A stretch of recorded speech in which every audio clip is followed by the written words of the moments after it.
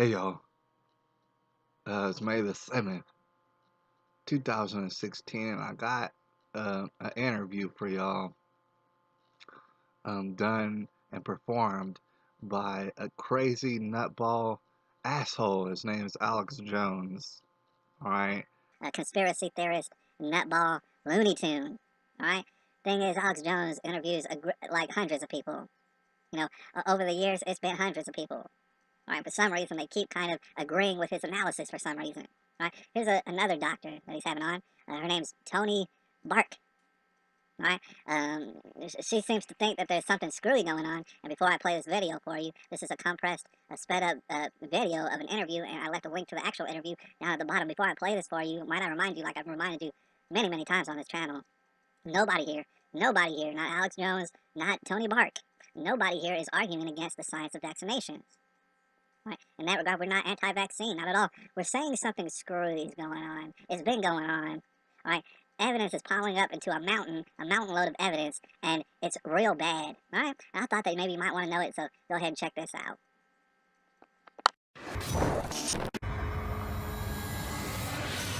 New Holocaust study. Medical errors, third leading cause of death in the U.S., and that's when they admit it's a medical error. Now, MD medicine is a wonderful thing if you've got a broken leg or a gunshot wound, has been said. But the big medical combines, the overuse of antibiotics, so many of these other systems are causing giant problems. And more, like vaccine makers, they're being given economic immunity from the things that they're engaged in. Not the doctors themselves, but the system. Why is it becoming one of the top causes of death in the country? Well, a lot of it is also the drugs and the procedures that are being authorized. And now more and more computers are making the decisions of what surgeries or what treatments are available. And nothing's being taught to people about what vitamin B12 can do. There was big studies out, even in the New York Times a few weeks ago, in Live Science about most depression, mental illness, schizophrenia, linked to the gut not being able to absorb vitamin B12. But see, Big Pharma doesn't want you to know why you're depressed because you're not out in the sun, you're not eating good food, your gut flora has been killed by all the pesticides in the food. They want to treat the illnesses. They don't want to take you back to the basics of why you're ill and try to stop it. The Washington Post reports medical errors now third leading cause of death in the United States. Reports the new Johns Hopkins study. And then we break it down and show it's actually the #1 cause in John Rappaport's article for Infowars.com. In the 1980s, billions of dollars was put in a secretive fund with a secret court, the Vaccine Damage Fund. You see, other drugs supposedly can be sued. If Fen makes you, have heart valve disintegration, well, you can then, sue them. But see, not the vaccine makers. And back when they did that, there were 15 or 20 they were trying to push. Now it's hundreds they want to push on the people of the planet, and they're given a secret court, and then taxpayer money secretly pays out all the dead and dying. The inserts, though, still admit that they can kill you or cause neurological disorders or countless other problems. And now this year they've got bills introduced to the Congress to even get rid of the inserts with vaccines, you see. Just like they don't want labeling on GMO. Now, the lady we've got on with us till about 45 after, and I really appreciate her coming on, is Dr. Toni Bark.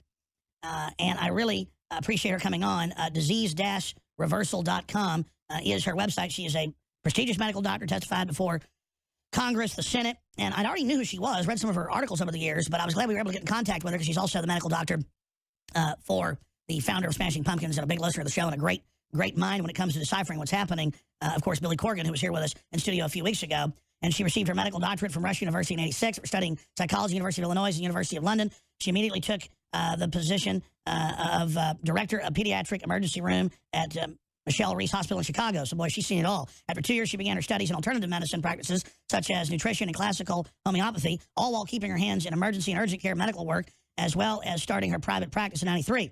2010, Dr. Bark also began a master's program in healthcare emergency medicine at Boston University, where she focused on vaccine safety, efficacy, and ethics issues. She worked as an adjunct professor at the Boston Graduate Program, teaching and the effects of disaster on psychology. Dr. Bark also produced the documentary Bought, the feature in the documentary Silent Epidemic, Vaccine Wars, and Food Choices. She is an alternative and active in legislative issues and has given testimony for Senate Health Committee, disease-reversal.com. And Dr. Bark, thank you so much for coming on with us. You heard me kind of set the table there for folks that just tuned in. Some of the news. We're going to break in 5 minutes, but first off, thank you for coming on with us. But what is front and center for you today with all the changes that are happening?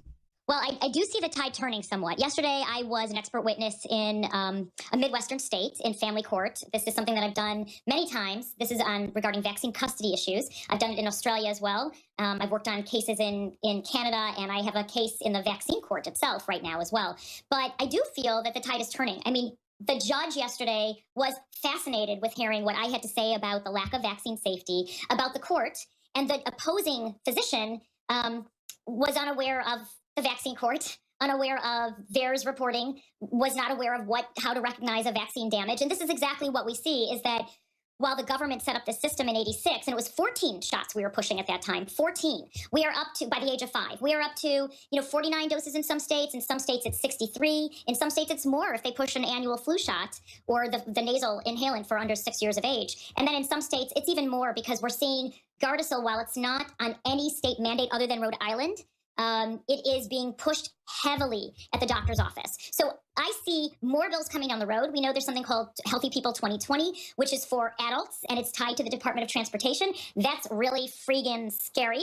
That means, Mr. Jones, we don't know that you've been vaccinated in the last 10 years. You can't get on this flight. You need to step out of the line and go get MMR, OPV, IPV, DPT. That's right. God knows what else.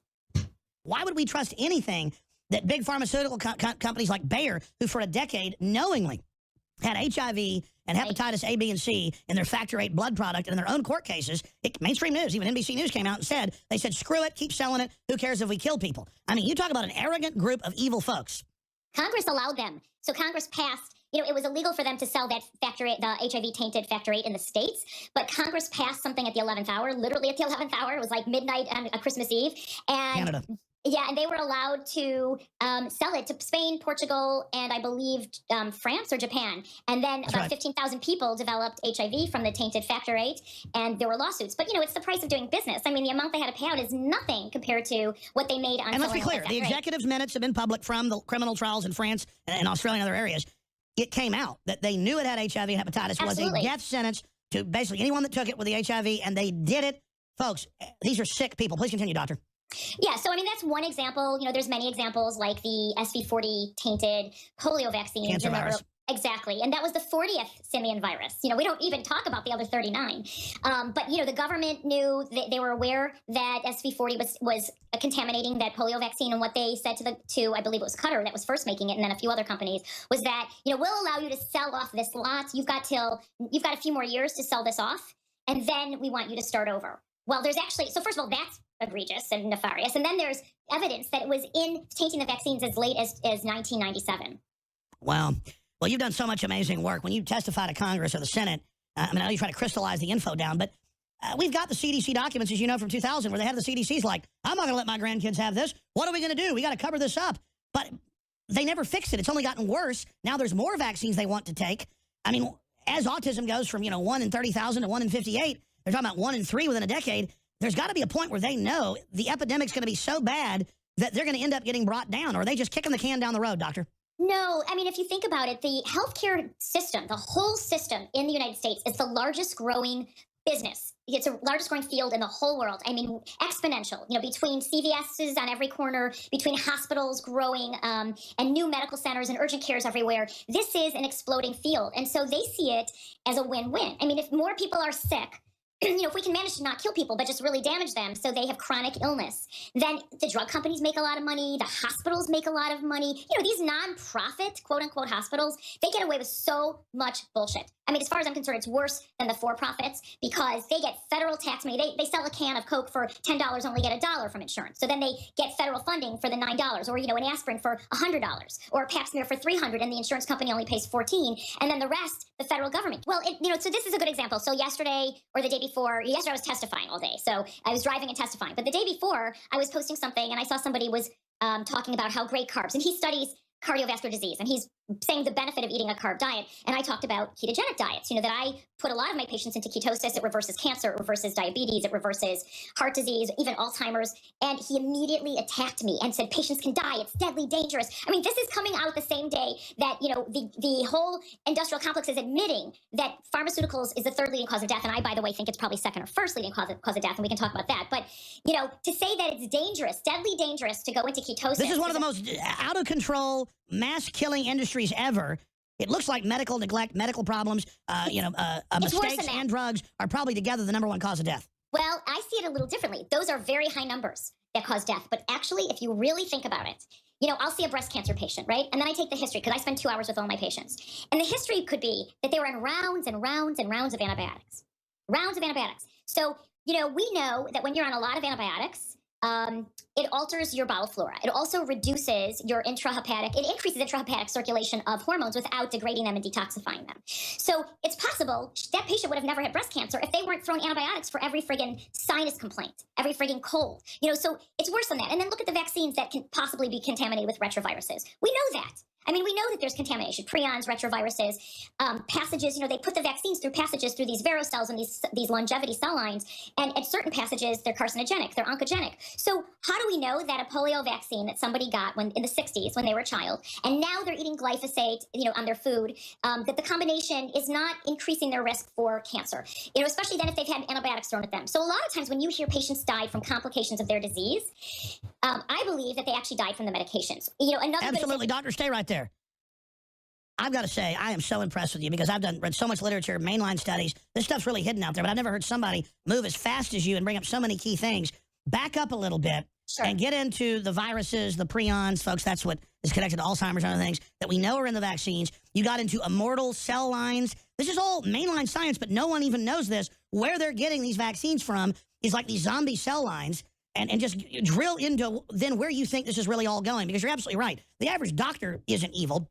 No. But they're a priest of a cult that's run by the Rockefellers on record that wants you sick to basically take all your money from your whole life into their system and to control it, because they don't just want the money, they print the money. They don't want you having your own discretionary income to build anything that ever competes with them. It's all about competition being a sin, a total final takeover. So please continue.